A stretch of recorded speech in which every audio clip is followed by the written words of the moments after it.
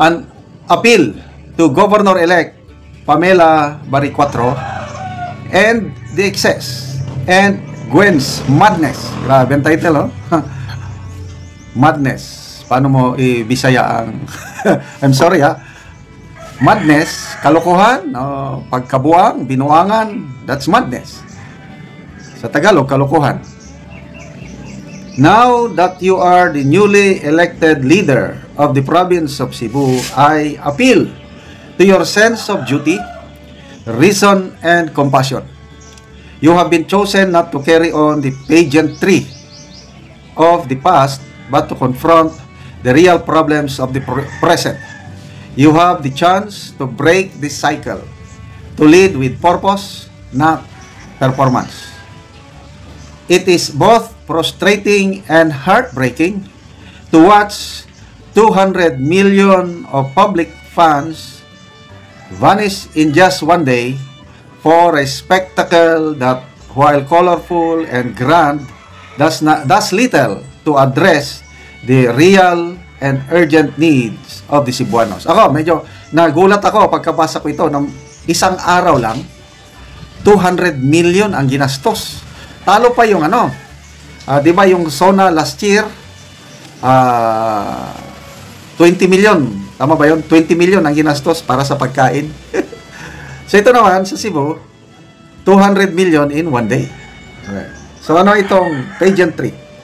Yes, Pasigarbo sa Sugbo. Ito yung cultural event na ginastusan binabasa ko lang ito. Ginastusan ng 200 million sa isang araw.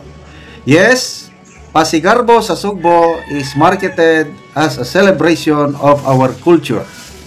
But what kind of culture are we promoting when the very people whose taxes fund this extravagance cannot access? Yan, ito yung palaging reklamo. Basic health care. Kulang daw sa hospital. Have no nearby hospitals or struggle to afford medicine. Cebuanos are hardworking, resilient, and grounded people. They don't ask for festivals. They ask for fairness. They don't ask for dance parades. They ask for doctors. Okay, dyan lang muna tayo. Mayroon pang dagdag. Malala ko sa Davao City. Ang mga Duterte, since 1986, hanggang ngayon, hindi sila matalo-talo sa Davao. Bakit? Nakita ko, isang centerpiece sa governance ng Duterte is yung healthcare. Nakakainggit. Libre ang hospitalization sa Davao. Ang dami ko nang nabasang comments or testimonies na anybody, kahit hindi ka taga Davao, ma-hospital ka sa Davao, wala kang bayaran ni kusing. Dahil nag-collaborate ang Davao City Government, ang opisina ni Congressman Pulong, 1st District, at si BP Sara, yung opisina niya, amot-amot, basta, naglaan ng pundo para sa, parang lingap sa mahirap, something like that, para sa mga pobre. Kaya ang mga hospital nandyan, may mga hospital sa Davao, huwag ka nang mag-alala. Pag na-hospital ka sa Davao, not a single centavo, hindi ka magbabayad. May nabasa pa akong comment. 1.5 million ang kanyang bill. Na-hospital siya sa Davao. Pag labas niya, wala siyang binayaran. Pinadalhan pa siya ng gamot pa uwi. Wow naman. Isa pa, I think 300,000 ang kanyang bill. Ganon din, wala siyang binayaran. At marami pang endless testimonies ang nagsasabi ng Davao City, huwag ka nang problema pag nagkasakit ka, sagot ka ng mga Duterte. So dito, Cebu, mahirap palang magkasakit dyan. Dahil, yun na nga, kulang sa ospital, kulang sa doktor, ang ginagastusan, Pasigarbo sa Sugbo, 200 million. Allegedly, binabasa ko lang ito. I'm not sure kung totoo ba ito. 200 million tax money, ubos sa isang araw. Okay, let's continue. Let us be honest, this is no longer just a cultural show. It has become a symbol of hubris a deliberate attempt to entertain the masses while sweeping our deeper concerns under the rug. It is costly, it is wasteful, it is tone deaf. Each peso that funded this event came from the sweat of our farmers, the overtime hours of our teachers, the sacrifices of small business owners. These are not mere digits on a budget report. These are pieces of people's lives. And to spend them on choreography, costumes, and confetti, while the rest of the province begs for better roads, more classrooms, and decent health facilities, that is an insult wrapped in glitter. This is not what leadership looks like. This is not the Cebu we should build. I strongly urge Governor-elect Pamela Baricuatro to end this madness. Let this be the last pasigarbo that waste the people's money. We must break this cycle of theatrical distractions and start funding what truly matters: health, education, livelihood, dignity.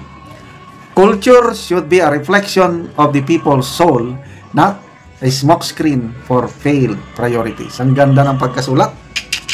Magbasa lang ko ng few comments. Agusnidi Montoya, so much is expected. Your Cebu constituent, Governor Pam. Ito ang challenge.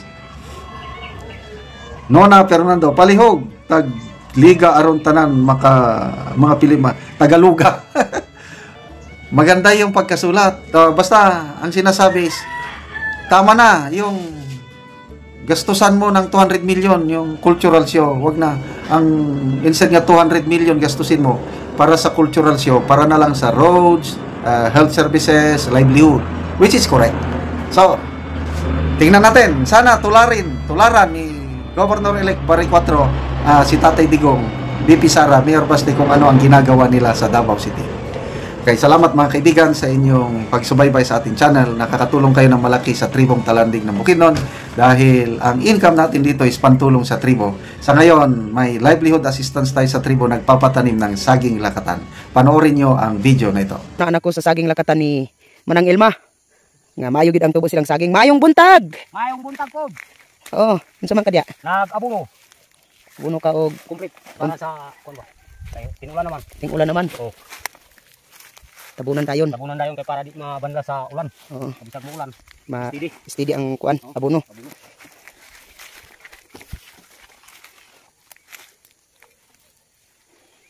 So, gawas nga hinlo maayo pod ang tubo sa inyong saging lakatan. Maayo gyud.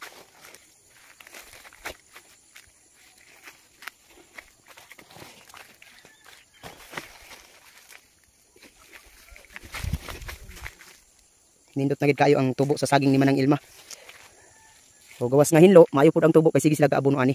Pila gani ni kapunuan ang inyong saging lakatan? 140 ni tanan. 140. O karon unsa imong ikasulti sa padayon sa pagpananom, sa pag-abunos ug sa pagsuporta niini? Unang-una daghang salamat sa Ginoo kay gitagaan minyag ulan. Mm. Makabuylo among tinanom ani sa kaning lakatan. Nadakong salamat pod sa kuan kay ang abono di kuan sa mo nga maka ayo pod og tubo sa among saging. Nadagdag kong salamat pod gyud sa Ginoo kay nagulan man. Nagabuno lagi mi karon kay para padayon ang mayong tubo. Basin day og makuan pa nato nga makatabang sa mga bata. Kuan pod kanang manalamat pod mi sa nagtanayon sila og pagtabang sa mo